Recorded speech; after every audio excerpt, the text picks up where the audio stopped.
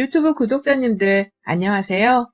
저는 은평구에 살고 있는 33살 여자예요. 현재 제 몸은 37주차 아이를 가지고 있는 임산부이고 아이를 낳을 날이 한 달 정도밖에 남지를 않아서인지 막달 임산부로서의 불안감이 꽤 생겨난 상태입니다. 결혼한 지 1년 차의 아이가 첫 아이인지라 잘 모르는 것도 많고 진통에 대한 걱정도 상당한 터라 괜히 불안감이 밀려오는 것 같아요. 뭐 저뿐만이 아니라 대다수의 막달차 임산부들이 다 이럴 거라 생각을 하니 그리 혼자만의 불안감이라고 치부를 하지는 않지만 그래도 얘를 무사히 낳을 수 있을지에 대한 여러 가지 민감들이 교차를 한답니다. 최근 들어 골반도 많이 눌리는 기분이고 이상하게 아래쪽 허리 부분에 통증이 심해진 바람에 태동 검사도 할 겸 병원에 자주 들락거리고 있어요. 얼마 전 출산 전에 마지막 검진도 마쳤고 요즘은 팔다리가 너무 퉁퉁 붓는 바람에 남편을 데리고서 집 밖으로 산책도 더 자주 나가며 제 딴의 몸을 많이 풀어대고 있습니다. 딱 그렇게 커다란 변화 없이 출산만을 생각하면서 건강을 잘 챙기며 살아가고 있는 중이었죠. 하지만 임신 전부터 시작되었던 시댁의 지나친 참견과 간섭 때문에 임신하고 나서의 저의 정신 상태는 늘 지옥불 위를 걷는 것과도 같았답니다. 애써 마음을 가다듬고 아이만을 생각하려 하며 살았는데 자꾸만 옆에서 저를 찌르고 괴롭히려 달려드는 시댁 식구들을 말리고 피할 재간이 없더군요. 타인이 나를 어떻게 생각할지 나를 너무 바보 같다고 생각하지는 않을까 싶어서 어디에다가 단 한 번도 말을 해본 적이 없었고 심지어 저희 친정 식구들한테도 제대로 된 하소연을 해본 적이 없이 살았습니다. 그러다가 고름이 터지듯 한 번에 불붙듯 새어나온 저의 억하심정을 한번 들어봐 주세요. 저희 남편은 없는 집 자식입니다. 뭐 저도 굳이 돈으로 따지고 보자면 저희 부모님이 가진 아파트 한 채 말고는 제대로 된 노후자금이라고 할 것도 없으신 분들인지라 저 또한 없는 집 자식이긴 한데요. 남편은 제가 봐도 참 열악하게 컸나 보다 싶은 생각이 들 만큼 부족하게 자라온 사람이었어요. 데이트를 할 때에도 저희는 데이트 통장을 아주 칼같이 썼었고 뭐 하나 같이 데이트를 하며 외식을 하더라도 남편이 워낙 칼같이 더치페이를 요구했는지라 정이 떨어질 때가 은근히 많았어요. 하지만 허세를 부리면서 저한테 똑같은 양의 돈을 쓰도록 강요하던 더 최악의 전 남친과는 달리 자기가 가정 형편이 좋지 못하고 월급을 받고 있더라도 이걸 다 결혼하고 가정 꾸리는 데에 쓰고 싶어서 아끼고 싶다며 솔직하게 고백을 하더라고요. 그러니 저도 허세 부리며 더치페이를 해대는 남자보다는 진솔한 제 남편의 모습이 좋았고 그래서 없는 집 자식이어도 좋다며 두 팔 벌리고 시집을 갔어요. 둘 다 결혼하고서 집을 사기에는 너무 부족한 형편이었고 그래서 각자 대출도 받고 해서는 전세로 들어와 살게 되었습니다. 결혼 자체를 빚과 함께 시작하게 되었었지만 마음만은 그리 괴롭지 않았어요. 저나 남편이나 대학 들어가던 순간부터 학자금 대출을 받느라고 옆에 빚이 늘 딸려 있었거든요. 그저 빚 생활의 연장이 결혼이라고 생각을 하면서 최대한 없는 살림으로 잘 살아보고자 노력을 많이 했습니다. 여전히 시댁의 기둥 노릇을 하면서 용돈도 다달이 30만 원씩 보내주고 있는 남편을 볼 때마다 그 돈을 좀 더 줄이면 안 되나 싶은 생각도 들었었는데요. 내버려 두려 했죠. 아들한테 돈을 받고 사는 시댁도 오죽 속이 편할까 싶기도 하고 남편도 자기를 낳고 길러주신 부모님이 조금이라도 더 풍족하게 사시길 바라는 마음에서 돈을 주고 있는 거라 생각을 했으니까요. 자고로 남의 집 기둥한테는 시집가는 게 아니라고 하는데 저는 남의 집 기둥인 걸 뻔히 알면서도 시집을 온 거였으니 따로 시댁으로 들어가는 돈 문제에 대해서는 남편에게 뭐라 잔소리를 하지 않고자 했습니다. 다만 다달이 들어가는 용돈 외에 시댁으로 나가는 지출은 꼭 저와 상의를 하고 나눠 결정을 하기로 했죠. 이를테면 명절마다 제사 준비를 한다고 보내는 음식값이나 부모님 생신 용돈 등 말입니다. 하지만 이런 돈 문제에 관해서 시댁이 저를 향해 오해하기 시작했어요. 남편이 다달이 용돈 말고는 불필요한 지출을 줄이고 또 제가 임신을 하게 되면서는 더더욱 돈 나갈 일이 많다면서 자기 월급을 더 빡세게 저축을 하며 생활비에 보태려고 하다 보니 시댁에서는 이게 다 제가 뒤에서 돈 관리를 하고 있다고 생각을 하셨나 보더라고요. 실제 남편의 월급은 남편이 꾸준히 관리를 하고 있었고 저는 제 회사를 다니며 버는 월급을 제가 관리를 하고 있었거든요.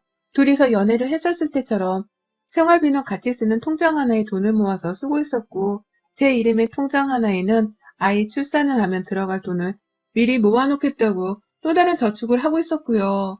그런데 한 번은 시아버지께서 가족들 대표로 전화를 했다는 말씀과 함께 며느리가 요즘 아들 돈 관리를 하고 있냐면서 다짜고짜 물어보시더라고요.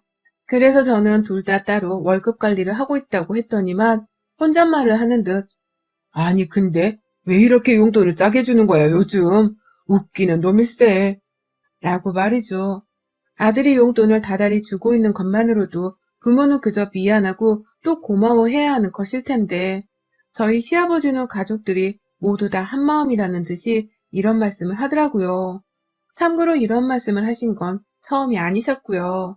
저 결혼하고서도 이런 말씀을 눈치 보라며 해대셨고 저 처음 막 임신했다는 사실을 알렸을 때에도 남편이 아닌 저한테 이런 전화를 해서 제 속을 뒤집어 놓으셨습니다.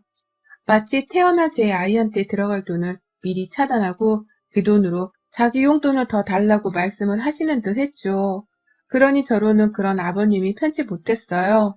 어쩔 땐 시어머니가 전화를 해오기도 하셨고 제겐 두 분 모두 다 정말 돈독이 올라도 한참 오른 사람들 같았습니다. 그래서 하루는 돈 버는 게 쉽지 않으니까요. 저희가 곧 애기도 태어나고요. 라면서 대답을 했었어요. 그저 아들네 부부가 사는 곳도 그리 넉넉하거나 여유롭지 않으니 조금은 이해를 해주시길 바라는 마음으로 말입니다. 하지만 아버님이 그러더라고요. 네 월급에 내 아들 월급이면 충분히 벌어먹고도 남을 돈인데 뭔 돈 버는 게 쉽지 않다는 소리를 하냐? 나 때는 말이야. 자식 하나는 건사하겠다고 뼈 빠지게 벌어다가 네 남편도 다 먹여 키웠다. 네 시누이 둘도 내가 그렇게 벌어 먹여 키웠고 부모한테 고마운 줄을 알아야지 자식이. 라고 말입니다. 어린 자녀를 부모가 돌보고 키우는 것은 당연한 건데 어째 이래도 자식을 마치 노후연금으로 생각하는 것 마냥 말씀하나 싶더군요. 당연히 키웠어야 했기에 돈 벌어서 남편을 키우셨겠죠. 그 점에 대해서는 저나 남편도 충분히 감사하게 생각하고 있었습니다. 하지만 그렇다고 해서 요즘 세상에 옛날처럼 집값이 1억이 안 되는 세상도 아니고 5만 군데의 아파트들은 죄다 10억을 웃돌고 있는 최악의 상황인데 가난한 저희 부부에게 자신들이 애를 키웠던 것처럼 똑같이 하라고 강요를 하시는 건 너무 이기적이다 싶었습니다. 자식도 아니고 부모님께 의무적으로 용돈을 넉넉히 주라고 하는 말을 너무 당당히 하시는 것도 저로서는 참 뻔뻔스럽게 보였고요. 결국 저는 시아버지 앞에서 제대로 된 말 한 번을 하지를 못한 채 그 승질의 입을 꾹 다물고서는 죄송하단 말을 하곤 전화를 끊었고요. 그날 남편에게 참 당신도 힘들겠다면서 슬쩍 위로의 말을 꺼냈는데요. 제 남편이 눈물을 보이더라고요. 자기가 대학 들어갔을 때부터 참 지독하게 알바비를 뜯어가시더니만 직장 다니면서는 무슨 돈을 맡겨놓은 사람인 마냥 그렇게 용돈을 받아가신다고 말이죠. 자기도 부모님이니 효도를 하는 것에 있어서 당연하다 생각을 하며 용돈을 보내드렸는데 생신 때나 어버이날에는 무슨 100만 원을 옆집 애 이름 마냥 부르며 요구를 해서 힘든 적이 많았다고 하더라고요. 저로서는 시부모님이 용돈으로 100만 원씩이나 타가신 적이 있는 줄은 감히 생각도 못했었는지라 꽤나 충격이었습니다. 이게 누군가에게는 정말 껌값이라면서 그냥 충분히 주고도 남을 돈일 수 있겠지만 저나 남편에게는 우리 형편에 정말 큰 돈이었거든요. 그걸 다른 것도 아닌 부모님 용돈으로 드린다는 게 결코 쉽지도 않은 일이었고요. 저희도 돈 많이 벌어서 부모님께 용돈을 펑펑 드리며 살고 싶었으나 그러지 못하는 마음이 충분히 괴롭고 힘들었네요. 그러는 상황에서 자식을 이해하고 배려하기는커녕 우리 시부모님 그리고 시댁 식구들은 단체로 염치가 없구나 싶었죠. 참고로 여기서 시아버지가 말씀하신 시댁 식구란 시어머니와 시누이들을 모두 포함한 말이랍니다. 시누이들은 하나는 저보다 나이가 많고 하나는 저보다 어린데요. 둘 다 직업도 변변찮고 시집은커녕 연애도 제대로 못하고 있는 실정이었거든요. 다들 시댁에 얹혀 살고 있었는지라 시부모님께서 돈 쓸 일이 많으셨나 본데 그 돈을 시누이들한테서 더 받으려고 하지를 않고 착한 제 남편에게서 받으려고 하는 게 늘 저도 불만이었습니다. 더군다나 제가 임신을 한 후에도 계속해서 용돈 문제로 이런 일이 반복되니 속이 상할 수밖에 없었어요. 신경도 무지하게 쓰였고요. 그러다가 얼마 전 남편이 큰일을 겪었어요. 회사 차량으로 이동을 하다가 사고를 낸 바람에 비보험 처리로 해결을 하느라 큰 돈을 썼답니다. 하필 재수가 없게 외제차에 부딪힌 바람에 정말 어마무시한 돈이 합의금으로 나갈 뻔했는데 그마저도 차주분께서 정말 배려를 많이 해주신 덕분에 겨우겨우 값을 조정해선 지불을 했어요. 그래봤자 저희는 1,000만 원이라는 엄청난 거금을 지불해야 했지만요. 결국 그 돈 지불하겠다고 저희는 아이 태어나면 쓰려고 저축하고 있던 통장을 털었고요. 남편은 남편대로 한동안 엄청 힘들어 했습니다. 무슨 외제차 한번 스친 걸로 돈 1,000만 원이 빠져나가냐면서 이놈의 세상이 너무 힘들다고 하소연도 하고 월급쟁이 인생을 빨리 탈피하게 굴렀다며 지긋지긋하다고 술을 들이붓기도 했어요. 임신한 저 생각해서 혼자 막 마시진 않았지만 제 눈치를 보는 듯한 남편이 너무 불쌍하고 안 돼 보이더라고요. 그러니 저도 더 이상 그 일에 대해서 언급을 하지 않으려 했고 남편에게도 우리가 좀 더 열심히 모아서 노력하며 살자고 많은 부분을 북돋아 주려 했습니다. 어차피 그렇게 살고자 흑수저끼리 용기 내서 결혼을 한 거였으니까요. 하지만 남편은 달랐던 것 같아요. 훈훈하게 서로 배려하고 끝내려 한 저와는 달리 남편은 자기가 무언가 대단한 결심을 해야만 이 상황을 어떻게든 더 빨리 벗어날 수 있겠다고 생각을 한 모양이더라고요. 저한테 상의도 없이 시댁에 들어가는 용돈을 줄여버린 것입니다. 다달이 30만 원씩 시댁으로 보내고 있던 그 돈을 줄여야겠다면서 용돈을 20만 원으로 낮췄더라고요. 10만 원씩 12개월을 모으면 120만 원이고 그 돈으로 얘 기저귀 하나를 더 사고도 남겠다며 말이죠. 저야 뭐 우리가 벌어서 우리 가정에 쓰는 돈이 더 많아진다면 좋은 것이었지만 과연 시부모님이 가만 계실까 싶더군요. 평상시 30만 원의 추가 용돈이 없는 걸로도 불만을 가지시던 분들이었는데 과연 10만 원이 줄어든 이 상황을 잘 견뎌하실까 싶어 굉장히 노심초사했어요. 그리고 아니나 다를까 저는 만삭이 되는 때까지도 시부모님으로부터의 전화에 시달리면서 왜 용돈이 이렇게 줄어든 거냐는 원망의 목소리에 시달려야 했답니다. 시부모님에 이어서 직업을 가지고선 최저임금이라도 받고 살고 있는 시누이들까지 정말 넷이서 돌아가며 저한테 용돈이 왜 이 모양이냐고 따져묻는 바람에 저는 아이태교를 도무지 제대로 할 수가 없었어요. 뱃속 아이에게는 엄마의 심리 안정이 가장 중요한 환경이라고 하던데 사방팔방으로 돈 얘기에 눈깔이 뒤집힌 채로 달려들려고만 하는 시댁 식구들 때문에 제가 제정신일 리가 없었어요. 남들은 요즘 백신 걱정에 코로나 걱정을 하며 산다던데 저는 오늘은 시댁에서 또 전화가 오지 않을까 하는 걱정으로 내내 불안해하며 지냈습니다. 만삭 임산부가 마음고생으로 살이 찔 생각도 못한 채 야이어가니 남편이랑 친정에서도 걱정이 많았고요. 남편은 이게 다 자기 때문이라면서 늘 저를 대신해서 시댁에 전화를 했거든요. 더 이상 며느리한테 돈 문제로 신경 쓰게 하지 말라면서 말이죠. 용돈은 자기가 재량껏 주는 건데 왜 그걸 며느리한테 따져묻고 있냐는 소리를 해대면서 말입니다.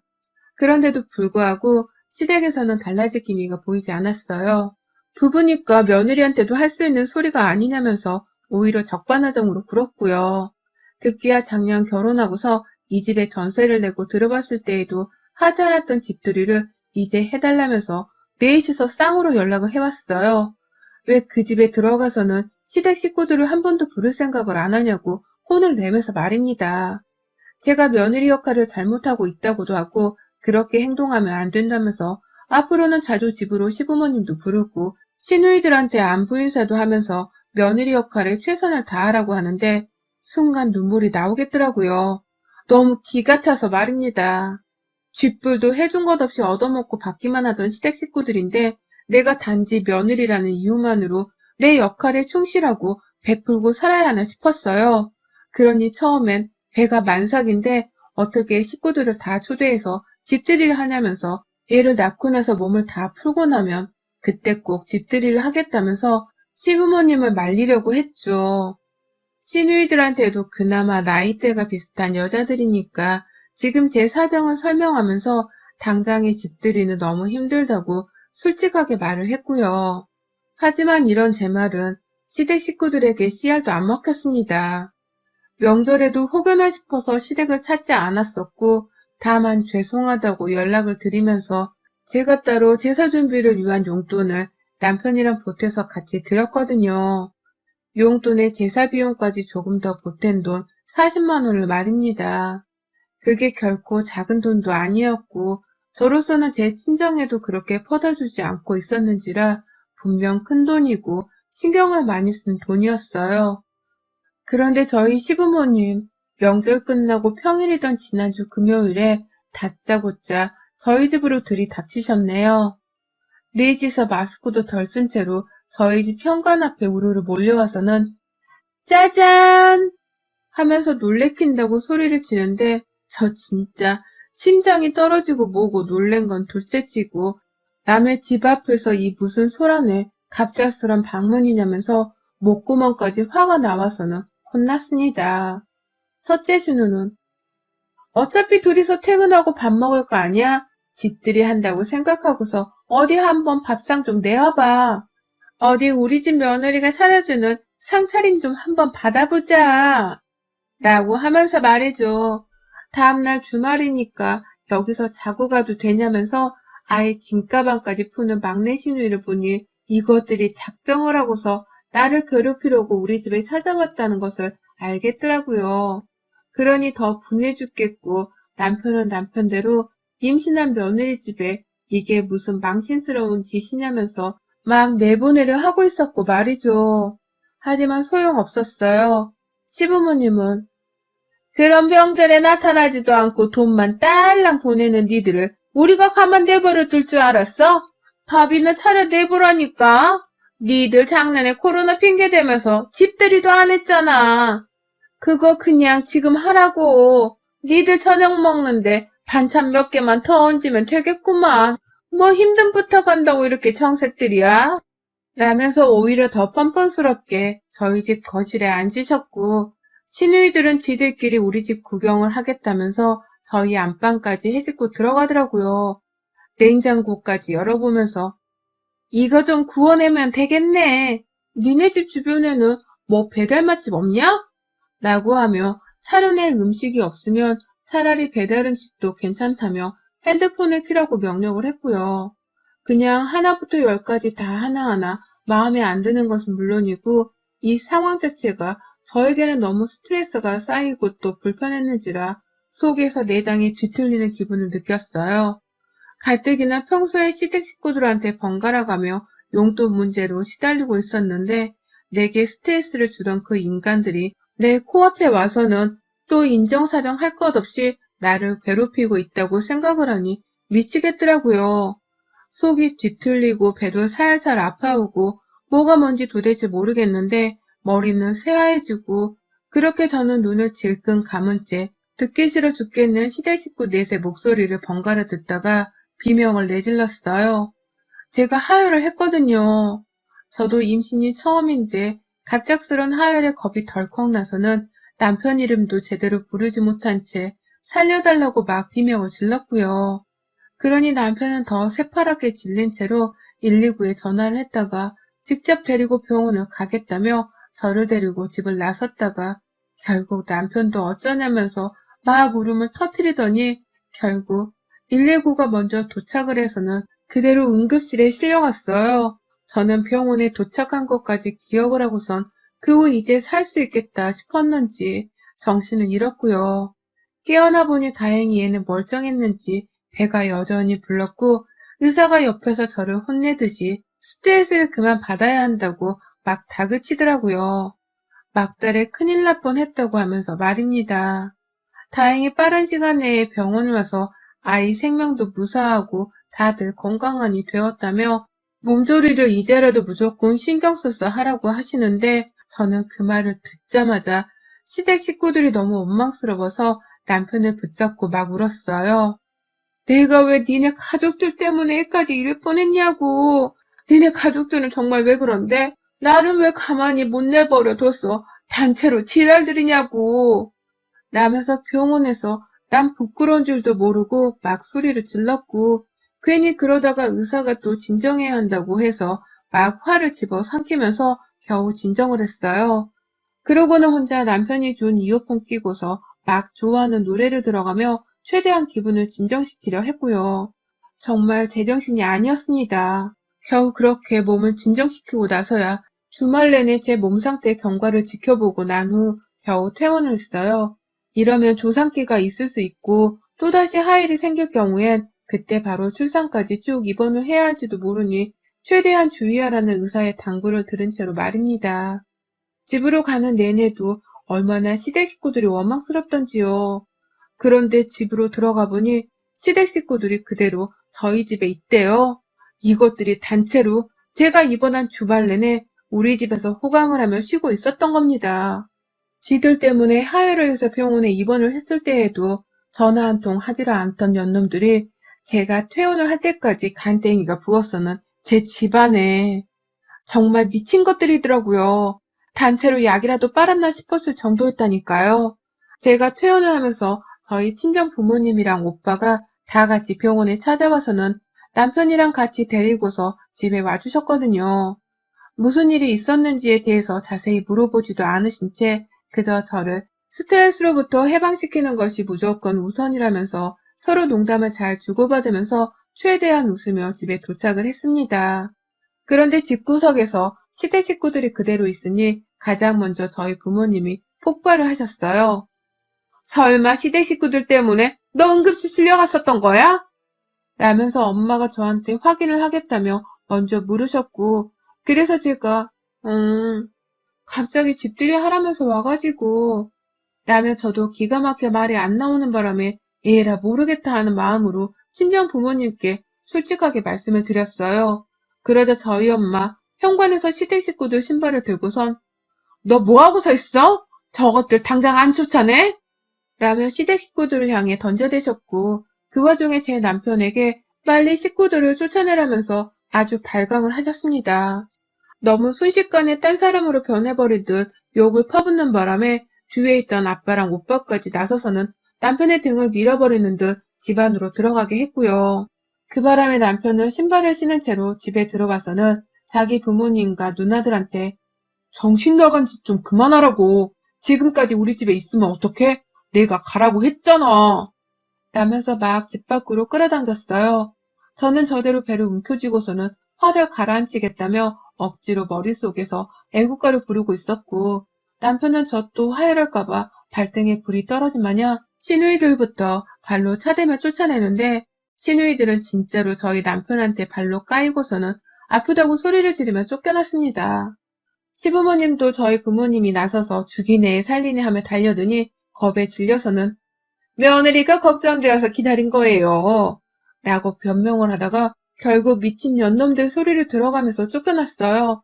이런 말이 좀 부끄럽지만 저희 시어머니는 저희 엄마한테 싸다고도 맞으셨고 그 상태로 자기 뺨을 부여잡고 있다가 제 남편 손에 질질 끌려 나가셨습니다.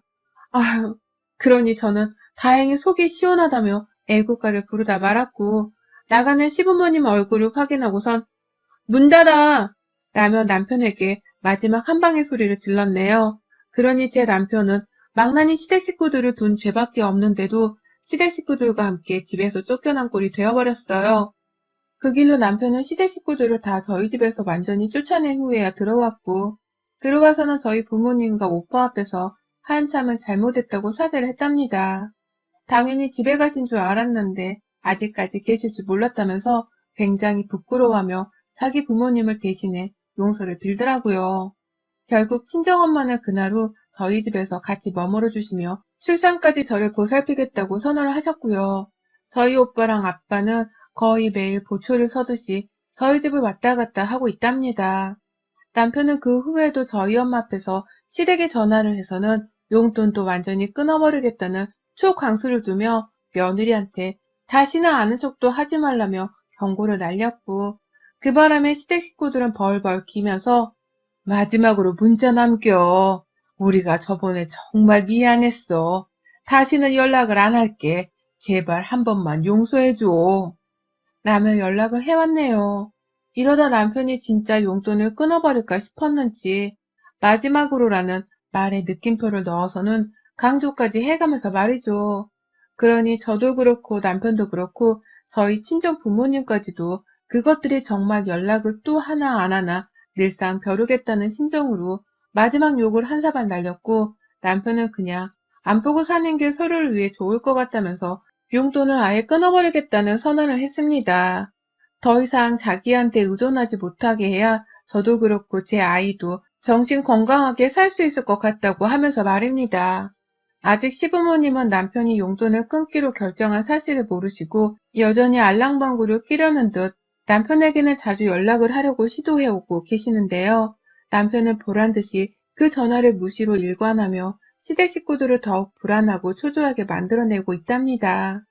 저는 그 꼴을 지켜보면서 내 아이 출산에 정말 최선을 다해 신경 쓰고 살려 노력하는 중이고요. 저 이제 진짜로 아이한테 미안해서라도 시댁 식구들하고는 쫑을 내고 살 겁니다. 여러분의 생각은 댓글로 남겨주세요. 오늘도 시청해주셔서 정말 감사합니다.